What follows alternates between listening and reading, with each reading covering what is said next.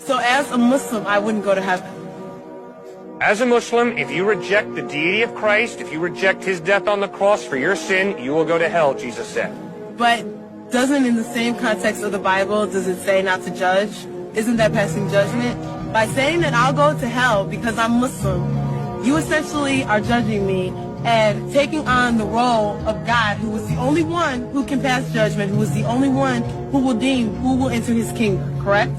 Good question. Slavery is wrong. Am I being judgmental? Slavery is wrong. Slavery is something that was done in the name with the justification of Christianity. Okay, now please answer my question. When I say slavery is wrong, am I being judgmental? No, that's common sense. That's common sense. If I say the rape of a woman is wrong, is that me being judgmental? No. If I say the followers of David Koresh and Jimmy Jones made a big mistake, is that being judgmental? Nope. Okay. When Jesus says, judge not, lest ye be judged, he's not saying, suspend your critical thinking and accept everything as equally valid. Because 14 verses later in Matthew 7:15, Jesus says, beware of false prophets. They come to you in sheep's clothing, but inwardly they're ferocious wolves. Now, Muhammad claimed to be a prophet of God. And when you read the Quran and take it seriously, obviously Muhammad contradicts Jesus. If I'm a follower of Christ, and I believe that Jesus is reliable, be it Muhammad, be it Joseph Smith, I'm going to say, I'm sorry, I'm convinced those are false prophets. That's not me being self-righteously judgmental.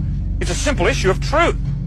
Christ made some truth claims, Muhammad made some truth claims, they contradict. My Muslim friends look me in the face and say, Cliff, you're going to hell. It's not being judgmental on their part. I've read the Quran, I know they're right.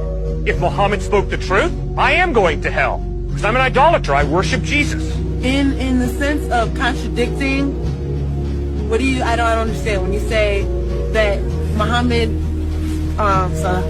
contradicts. Sure. I don't understand. You bet. Repeatedly in the Quran, Muhammad said, Jesus is not God. He's a good prophet. Okay. Repeatedly in the Gospels, Jesus claims to be God. Where do you see that? I've read the Bible from front to back. I do believe that with people saying that, that's interpretational. I've never read where Jesus said, I am God. I've never seen that. You're right. Jesus never says, I am G-O-D. Instead, in John 8:58, Jesus says, before Abraham was born, I am. The Jewish people who are listening pick up stones to stone him. Why? Because they understood. Yahweh, their name for God, I am who I am. Jesus applied it to himself, and they were going to stone him for blasphemy. And Jesus didn't say, time out, you misunderstood. Drop your stones. No, Jesus stood by his claim.